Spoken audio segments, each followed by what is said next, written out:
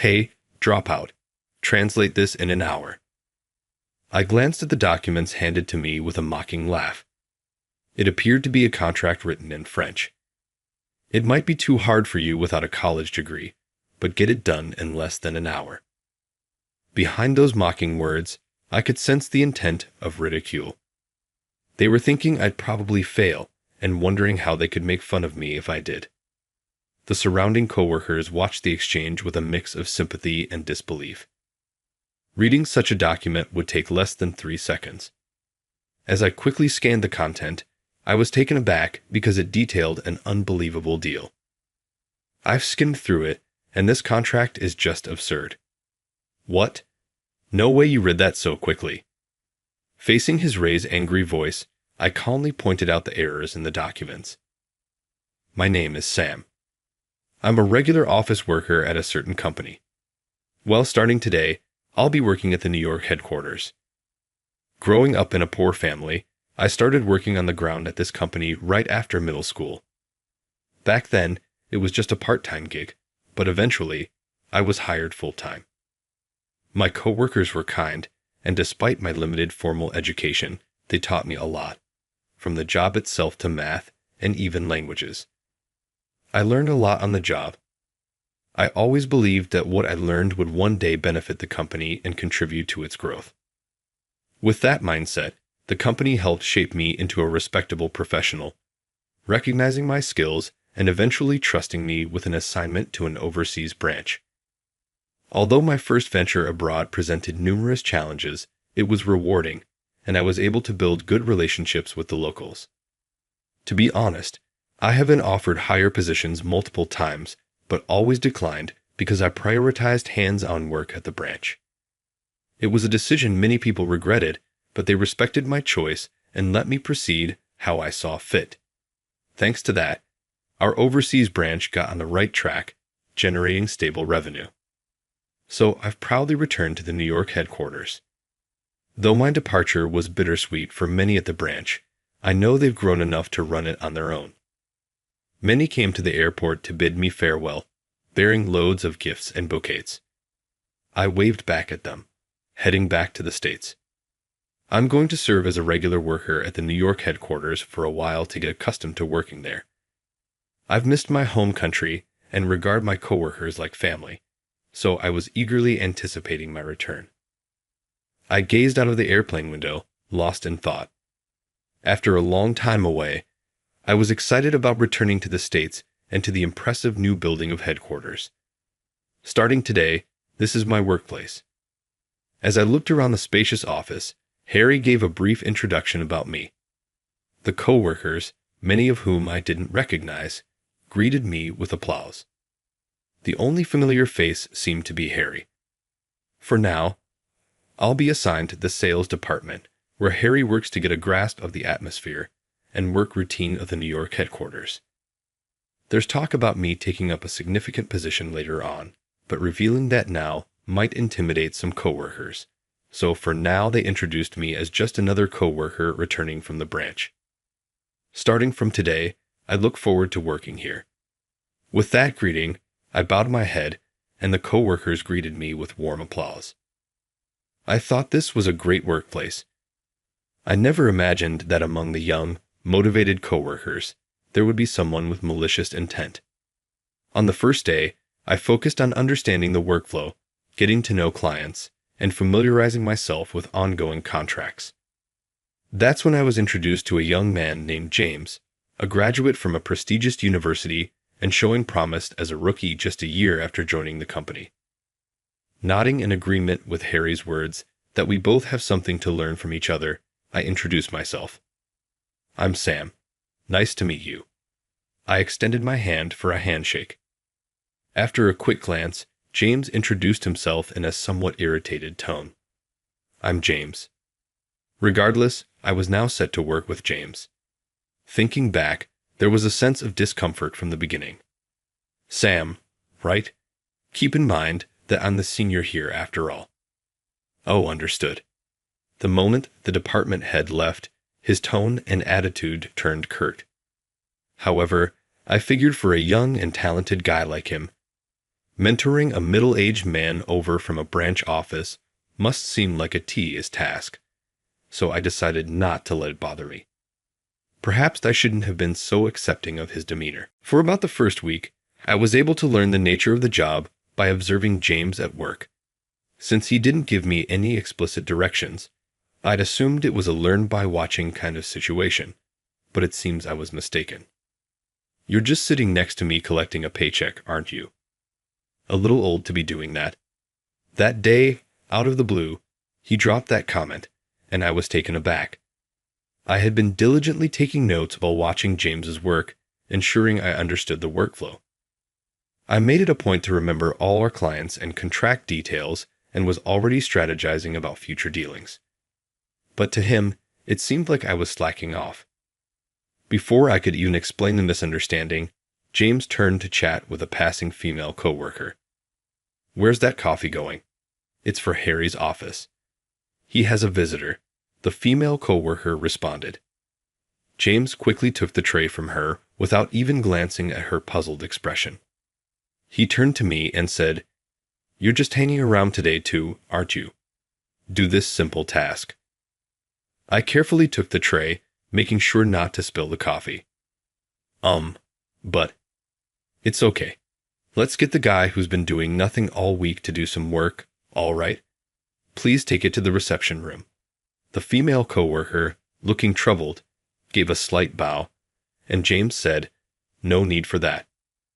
"Now get moving," pushing me along with those words.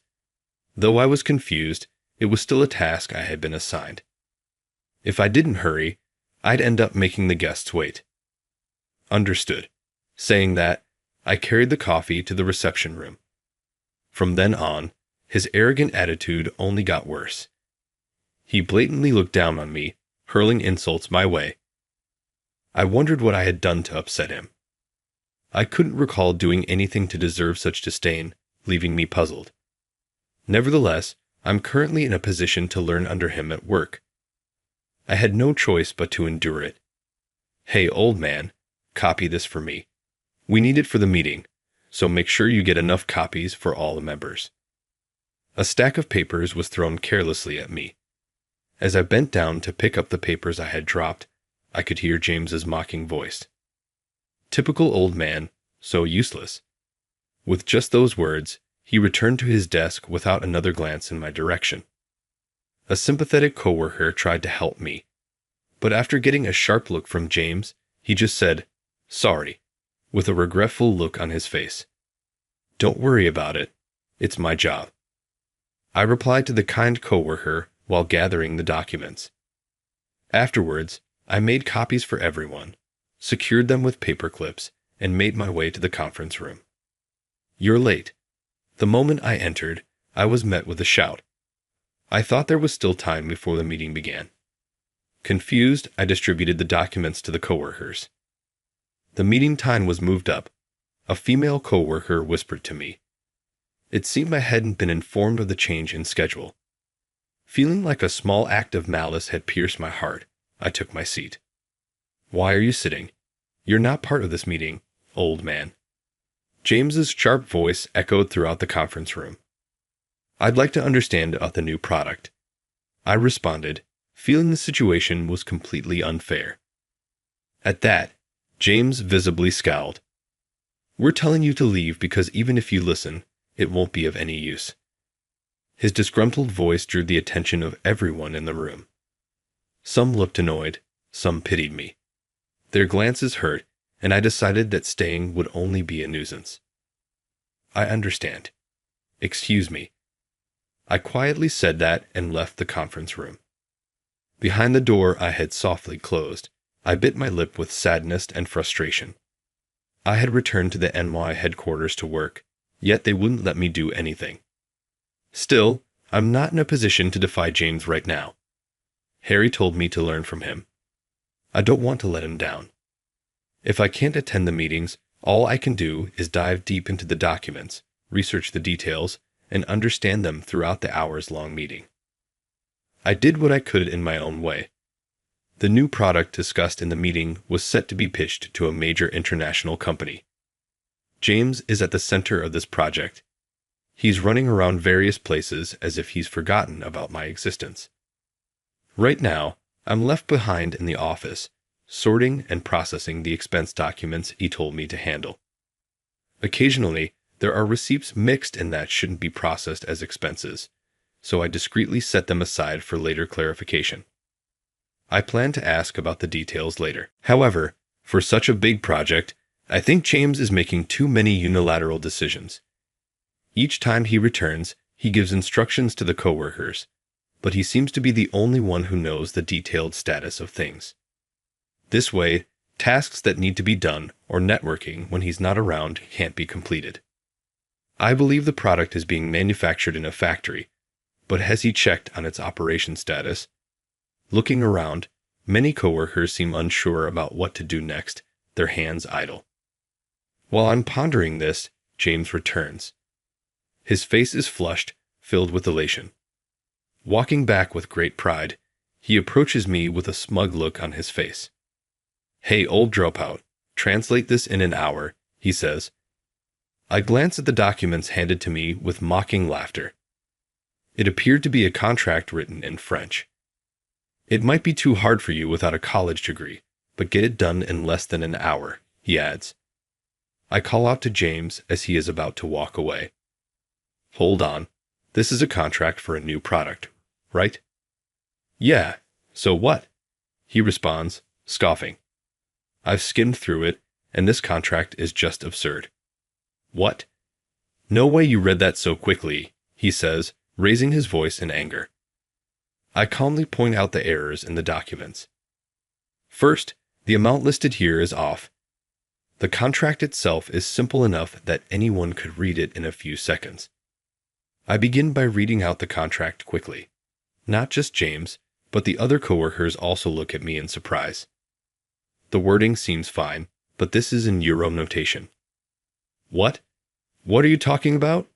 That can't be right," James exclaims, snatching the contract from me and taking another hard look at it. He is visibly shaken by the amount listed. The fact that the amount is sneakily written in small, messy handwriting suggests that the other company is definitely shady.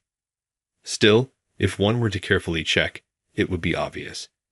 To begin with, it's clear they're taking us lightly if they think they can pull something like this.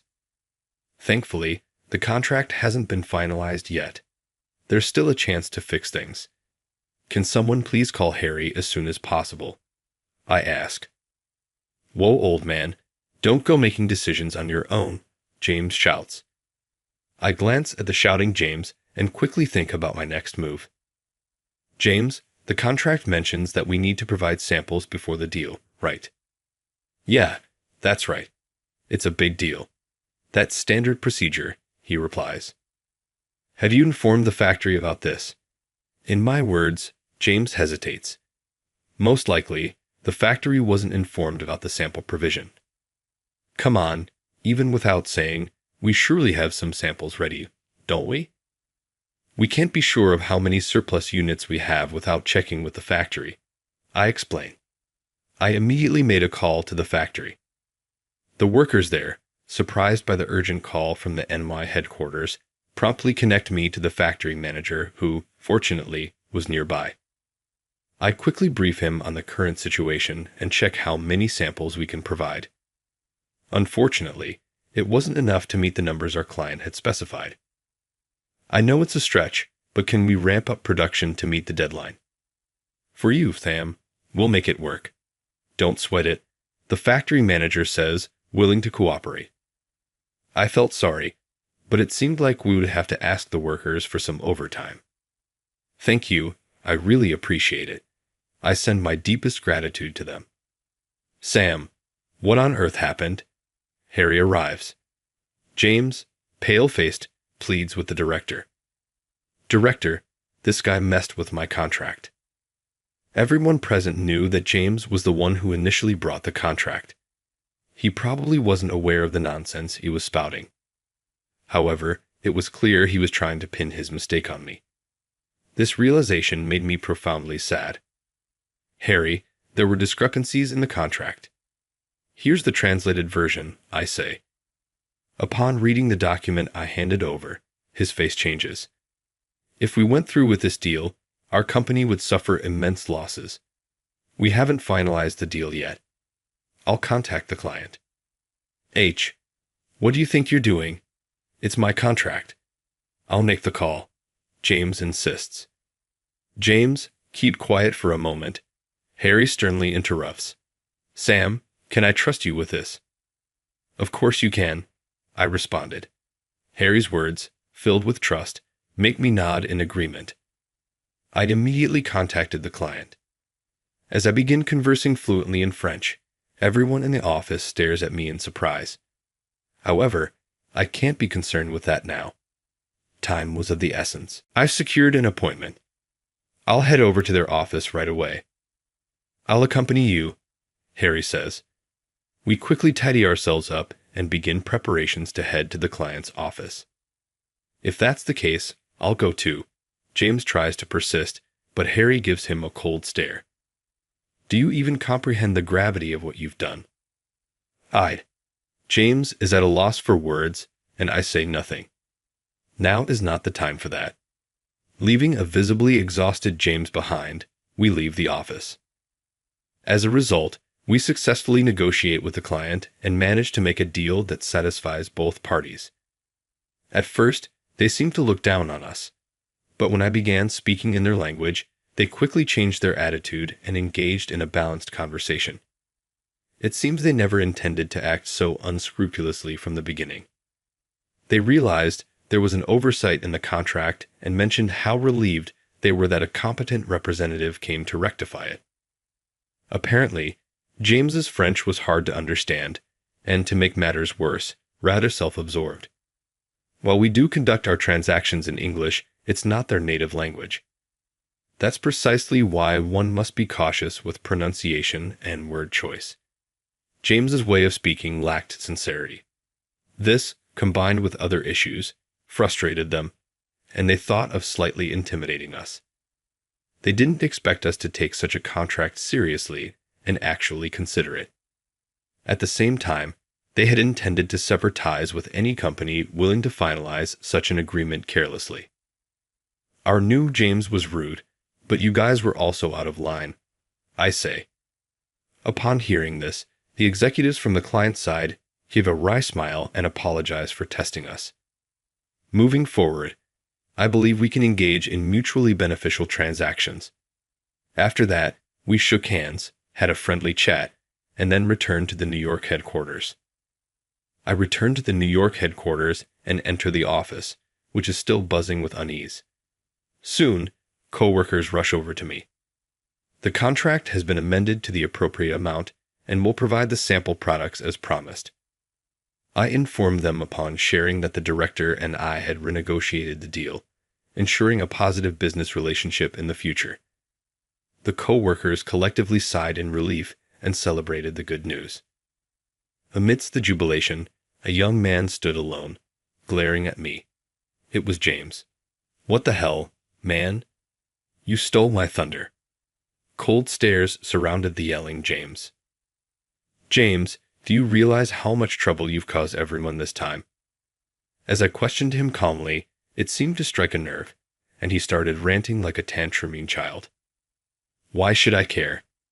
If everyone had listened to me, everything would have gone smoothly. I did nothing wrong. Everything would have been fine without your meddling. I'm not at fault, definitely not at fault. With each of his outbursts, the atmosphere grew colder, and it seemed my patience had reached its limit. Enough is enough. My voice echoed throughout the office. You should be ashamed, being an adult and not being able to accept your own mistakes. Quietly yet with stern authority, I addressed him. James stood there, lost for words. The coworkers just stared at me with shock while Harry gave a wry smile. This could have been avoided if you hadn't acted on your own. There's nobody else here competent enough except me. No one paid heed to James's lone outburst. Why is it always me who's in the wrong, and you, old man, are always right? My name is Sam, so do not call me old man, I replied firmly. You've never once called me by my name, have you? Why would I? Someone like you doesn't deserve that kind of respect. Seeing James refuse to accept his mistakes to the very end made me sad. James, Sam here have been instrumental in setting up our overseas branches and has been a pillar of support for 10 years. But he's just a guy without a college degree. It's true, I didn't graduate from college, but ever since then, I've dedicated my life to this company. At the words of both Harry and me, everyone in the office, including James, was speechless. He's in a completely different league than you, both in skills and experience. I hoped you would learn from Sam. I was mistaken. The words from Harry, clearly expressing his disappointment, left James utterly deflated. After that, I no longer saw James around the office. He wasn't fired. The company tried to let him go, but I intervened.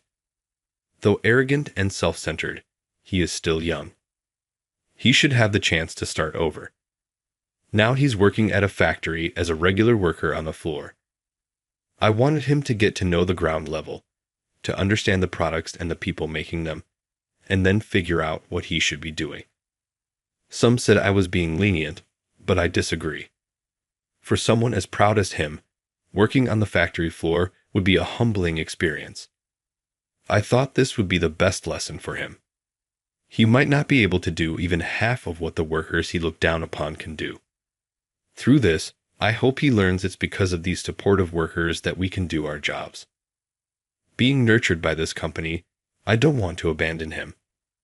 I hope he bounces back from this setback, and someday we can work side by side.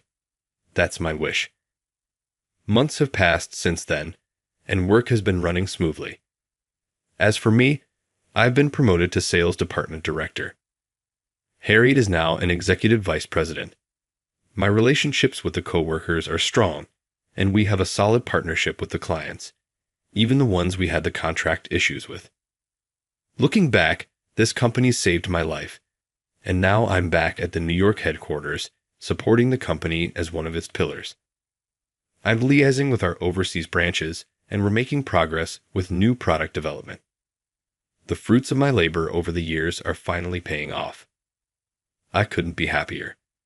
I will continue to grow alongside this company. I watered the small cactus on my desk before heading to a meeting. By the time I returned, the cactus had blossomed with a tiny flower. We ended up taking a fairly lengthy detour to mend the connection with my loving wife, but we are not going to be splitting up. I want to tell you my twisted love tale this time. My name is Bob Conley. I first saw Lisa Yoder at a coworker's wedding when I was 26 years old. Lisa, the bride's friend, was at the wedding. We were about the same age. To put it mildly, I was utterly enamored with her when I spotted her from the groomsmen's chairs, raising a glass on behalf of the bride's friends. Her chic updo and blue dress were too gorgeous to resist. It was love at first sight. I told my coworkers about it in the end, and I got to know Lisa because the newlyweds had introduced us. Then, when I was 26, Lisa and I tied the knot. Lisa was raised as a daughter of father, but she had severed her relationship with her father. It turns out that my father-in-law enjoyed gambling and struggled to maintain a steady employment.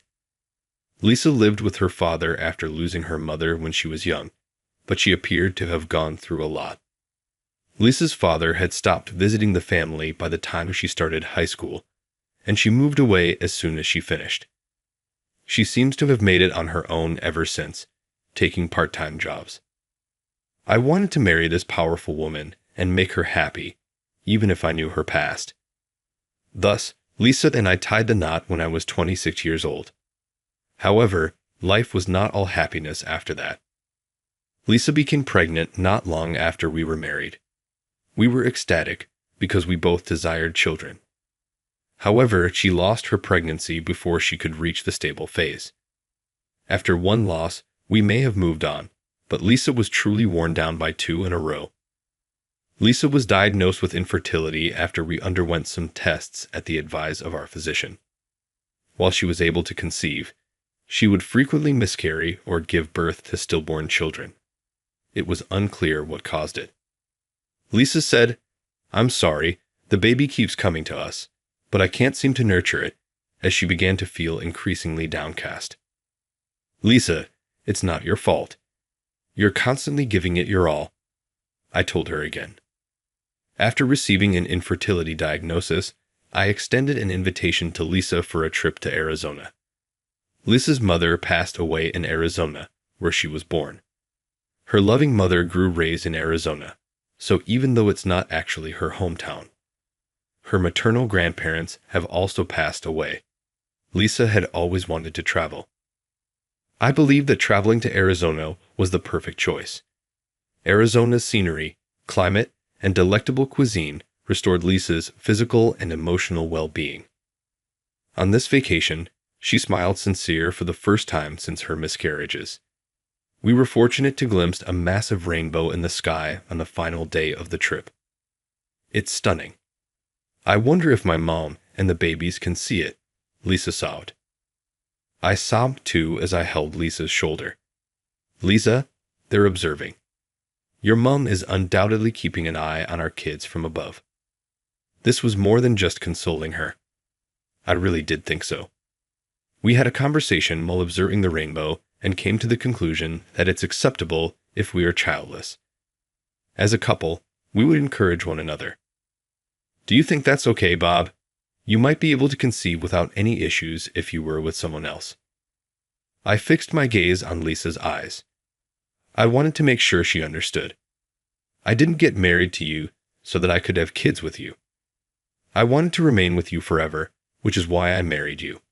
Whether or not we have children, the most important thing to me is that you are at my side. Lisa had her hands over her face as she sobbed. I'm grateful. Bob, thank you. She must have considered getting a divorce when she was dealing with the news that she was infertile.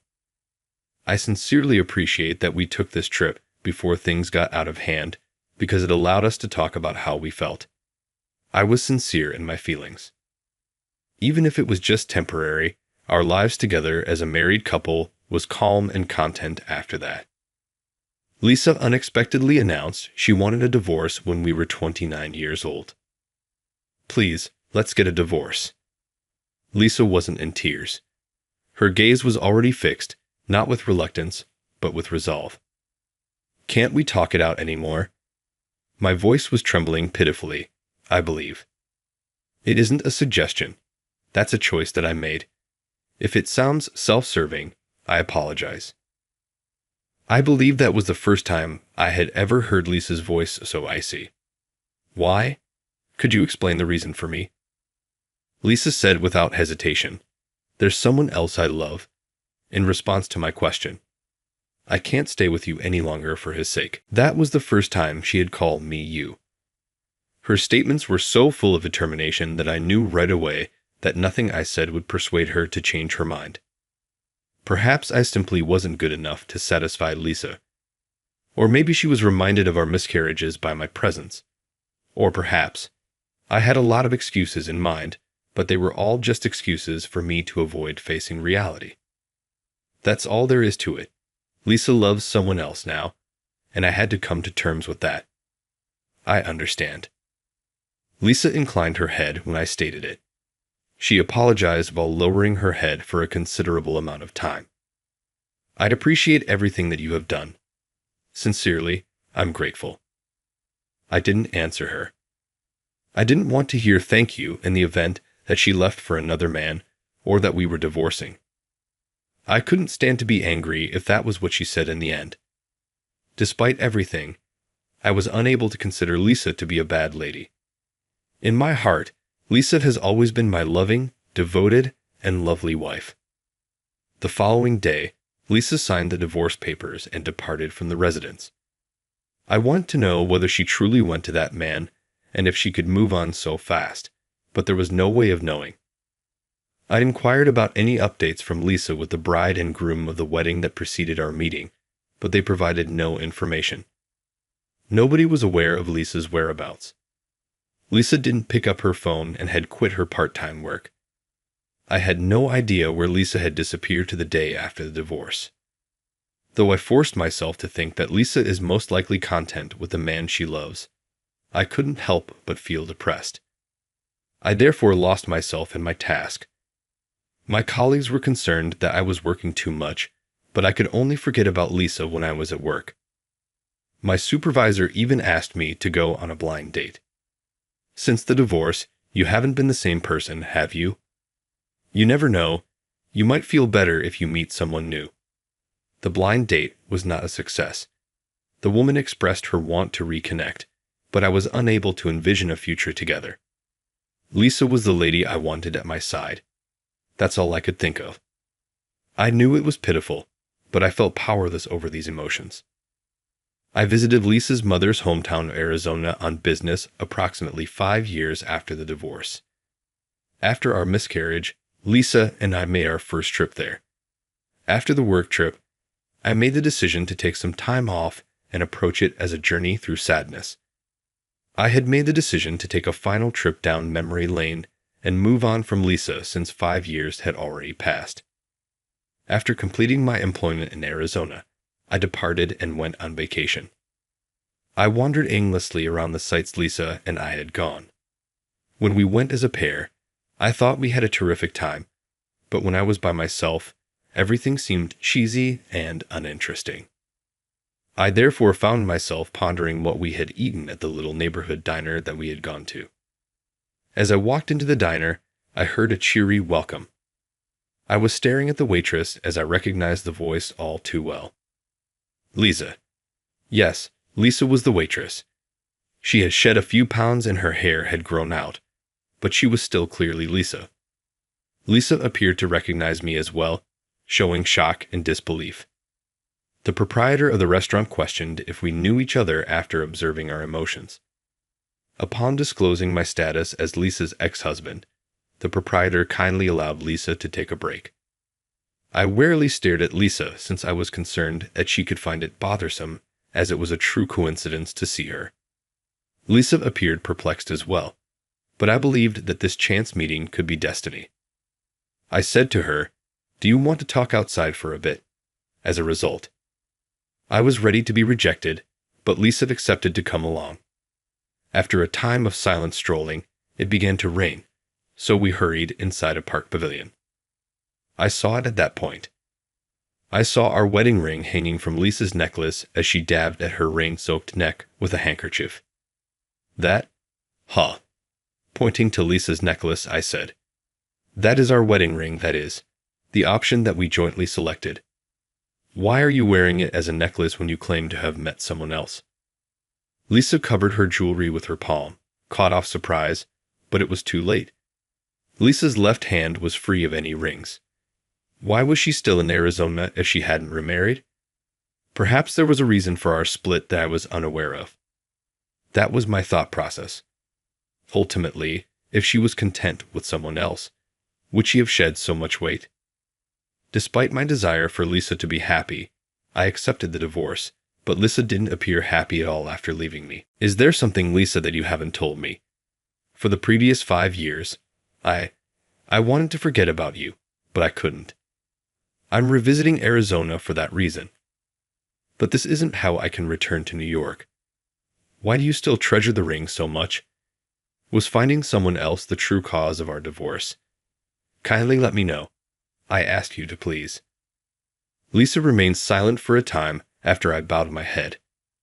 But at last, she started talking, maybe realizing that I wasn't going to back down. The truth is, I got a call from my father. After our marriage, Lisa hadn't disclosed her residence to her divorced father. But my father-in-law was able to locate her and had reportedly given her a call. He begged Lisa for a loan because he had accumulated debt and lost a lot of money gambling. Naturally, Lisa declined him, but over time, their communication grew more frequent, and it appeared that calls were beginning to arrive at her office. Not only was her father making these calls, but unidentified persons also claimed to have given him money. It seems that Lisa's father even made threats. He threatened to bring it up with her spouse if she didn't stop denying. I was not aware of this. Why did you not approach me? Nothing took place. You had to have been afraid. Bob, I think I've already given you enough grief about not being able to have children. In addition, I didn't want the debt to be a source of financial anxiety for you. My dad asked for a loan, and I wasn't sure if that would be it or not. I felt it would be wiser to cut ties with you if there's a potential this could carry on forever. Bob, I felt completely powerless when I discovered Lisa's feelings 5 years later. Lisa must have been devastated by her father's constant communication. I wasn't even aware that I was living day to day at the time. Lisa decided to get a divorce, keeping me in mind. It makes me loathe myself to feel like I've just ever terrified and worried you, Lisa. Do things remain the same as they were? Did your father still give you calls? In response, Lisa shook her head slyly. It appears that a year after our divorce, her father passed away. He had always been an excessive drinker, and the reason he died was that he had fallen down a bar steps when intoxicated. Simultaneously, his bills vanished and the phone calls requesting payment ceased. Even though I was somewhat glad that the loan was paid off, I was nevertheless saddened by the loss of such a horrible dad. The connections of blood are weird, Lisa remarked quietly. However, I assumed that was just Lisa being nice. Generally speaking, individuals wouldn't be upset to see their abusive, uncaring parents die. I found Lisa was still as sweet as ever, even after our divorce. But all of our issues ought to have vanished if her father had died. I wish she had gotten in touch with me then. Lisa said, "Actually, Bob, I asked a friend to check on you," as if she could read my mind. I felt I should stop interfering and stopped contacting you when she told me you were meeting with the daughter of your employer for a matchmaking session. I didn't tell that buddy where I was staying, and I requested her to keep my predicament private. No, you're not correct. That was merely my boss's favor. I went just out of need. Naturally, I declined it. I had a matching meeting during the period we were divorcing, so I didn't need to worry.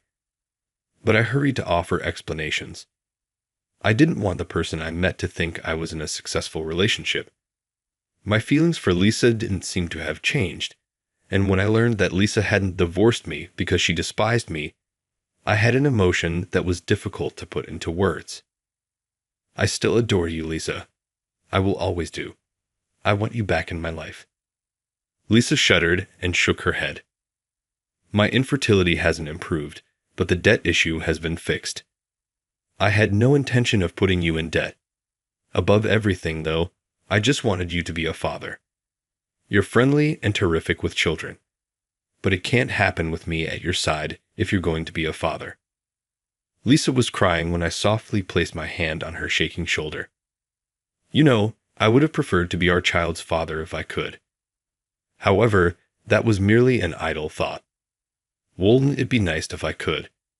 Did I not inform you earlier? The most essential thing is that I want you by my side always and right now. What really important is that we are a couple with you. At that moment, a massive rainbow emerged in the sky and the rain ceased. It resembled the rainbow we witnessed as a group when we traveled to Arizona following Lisa's miscarriage. Lisa also appeared to recall that. I responded, keeping my eyes fixed on the rainbow. That time, too, when you took me on a trip, we saw a rainbow just like this one. Yes, it is correct. As we watched that rainbow, we made the decision to stand with one another right then and there. Maybe this is just a coincidence. What? What are you trying to say? Lisa seemed perplexed at my statements as she wiped away her tears. I looked Lisa in the eye and expressed my ideas. Don't you think that this rainbow is encouraging us? Like it's from our deceased children and Lisa's mother. We've never been alone, I believe. I think our kids and Lisa's mother have been keeping an eye on us the entire time. Together, let's remain. Because they are all with us, I'm sure everything will work out. Lisa gave me a big smile and a firm handshake when I said this. I can't lie about how I feel when I think about my mom and our kids watching over us. I have the same emotions. Bob, I've been considering you all this time. I gave Lisa a firm hug at that very time. For the past 5 years, I've longed to do this with her. She had lost weight, So when I hugged her again after all this time, I was a little nervous. I've been waiting 5 years for this. I hugged Lisa close, just the way she wanted. After some time, Lisa moved back in with me, and we were married again. Lisa first raised her voice when we went to formally greet my parents after we were remarried. "I'll make sure he never experiences sadness again. I'll bring him joy," she proclaimed. Reflecting over the last 5 years brought me to tears. Lisa took a cloth and carefully wiped away my tears. "I apologize for all of the tears. It's all right. I'll be by your side to remove them going forward." Even though I'm a man, her remarks made me cry a lot. We were fortunate to have a child 2 years after our second marriage. As a couple, we agreed to try to infertility therapy even though we had no idea if it would be successful. Lisa, who was holding our newborn, said to me, "I appreciate you discovering me once more. I got to meet this child because to you. It was my intention to express gratitude. I'll look out for Lisa and our little one. I'm resolved to treasure this joy so that our family won't ever be split up again."